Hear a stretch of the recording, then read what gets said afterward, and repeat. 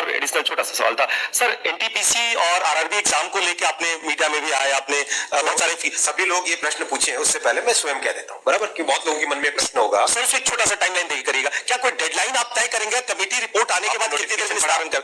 आपने चलिए मैं पूरी बात बता देता हूँ जिससे कि सबके मन में ये प्रश्न है, तो क्यों ना मैं पहले बता दूं। देखिए, रेलवे ने रिकॉर्ड एम्प्लॉयमेंट करने के इरादे से वैकेंसीज निकाली थी 2019 में। रेलवे की नौकरी आप सब जानते हैं बहुत ही लोगों को पसंद है, क्योंकि एक स्टेबल ऑर्गेनाइजेशन है, लॉन्ग टर्म ऑर्गेनाइजेशन है। ये ऑर्गेनाइजेशन जिसका देश भर में विस्तार है, हर सबसे जन जन से जुड़ा है, एक इमोशनल कनेक्ट है, इसलिए एप्लीकेशंस निश्चित तौर पे बहुत ज्यादा आएंगी ही आएंगी। बहुत ज्यादा से ज्यादा नौजवान इससे जुड़ना चाहेंगे ही चाहेंगे। एप्लीकेशंस खूब संख्या में आई, 1 करोड़ से ज्यादा आई एनटीपीसी कैटेगरी में भी और लेवल 1 कैटेगरी में भी 1 करोड़ से ज्यादा दोनों जगह आई एप्लीकेशंस। परीक्षा की तैयारी चालू हुई। परीक्षा के हिसाब से पहले जिनको अपॉइंट किया गया, उसके बाद में आया कि नहीं टेंडर करना चाहिए, टेंडर के हिसाब से सीवीसी के रिकमेंडेशंस आए, उसके हिसाब से वापस टेंडर करके नया एक अपॉइंटमेंट हुआ कि ये टेस्ट की एजेंसी होगी। टीसीएस को सिलेक्ट किया गया एनटीपीसी के लिए, और मेरे ख्याल से एनएससी है ना, एनएससी को सिलेक्ट किया गया लेवल 1 के लिए, राइट। मैं पूरी बात बता देता हूँ जिससे किसी के मन में कोई संदेह न रहे। एग्जाम डिस्पाइट कोरोना का जो ऐसा कालखंड था जो आप सब जानते हैं, हम सब ने झेला है उस कालखंड को, उस कालखंड के दौरान भी एकदम ट्रांसपेरेंट वे से टेस्ट किया गया। उस टेस्ट में आप सब जानते हैं कि कहीं से कोई किसी तरह की पेपर लीक की बात नहीं है, कहीं पे कोई मैनिपुलेशन की बात नहीं है, बहुत अच्छे तरीके से टेस्ट हुआ। रही बात शॉर्ट लिस्टिंग की, जहां पे छात्रों के मन में एक उद्वेग आया, और एक मैं कहता हूं हम लोग संवेदनशील सरकार है, हमारे मन में ये भावना है कि हम सेवा करें, हमारे मन में ये भावना नहीं कि हम राज करें।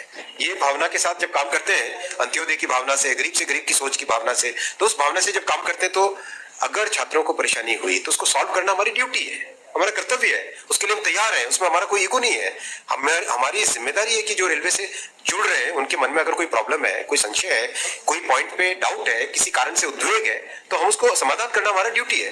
तो इसीलिए जैसे ये पॉइंट आया, तुरंत एक कमेटी बनाई जो कि सीनियर ऑफिसर्स हैं, जिनको एक्सपीरियंस है कई वर्षों का रिक्रूटमेंट का। Already more than 1 lakh representations आ चुके हैं कमेटी के पास में, और कमेटी आपने नोटिफिकेशन देखा होगा, उसमें टारगेट दिया हुआ है विद इन 3 वीक्स आपको ये प्रोसेस कंप्लीट करना है।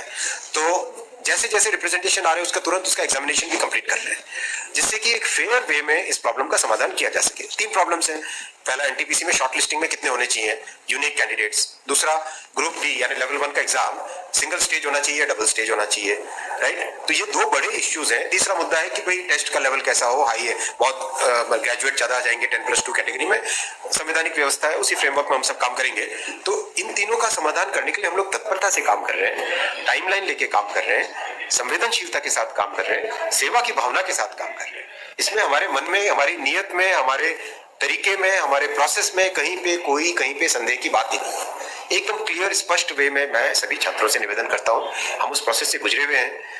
जो अनिश्चितता होती है, जो माइंड में एंग्जाइटी होती है, वो मैं समझ सकता हूँ। मतलब हम तो, हमें भी ध्यान है कि ट्रेन में स्लीपर कोच में नीचे अखबार बिछा देते थे और उसमें सो जाते थे। स्टेशन जहाँ पे सेंटर होता था वहां तक जाते थे, कहाँ रिजर्वेशन करवाने के हालत कहाँ होती थी, आर्थिक स्थिति कैसी होती थी, हमें ये पता है। जिया सराय में रह के रहना, एक ही दोस्त के घर में 7-8 लोग हम रह जाए, एक रूम में रह जाए, ये सब आपने, जो आप सबने देखा है, हमने भी देखा है। हमारे छात्रों की जो भावना है, उस भावना को हमने महसूस किया हुआ है, उसके साथ संवेदनशीलता से डील कर रहे हैं। मैं नहीं कहता कि इसमें अगर किसी को भी कोई भी डाउट हो तो एकदम खुले में प्रश्न पूछिए, कोई दिक्कत नहीं है, हम एकदम ट्रांसपेरेंटली इसके ऊपर काम करेंगे।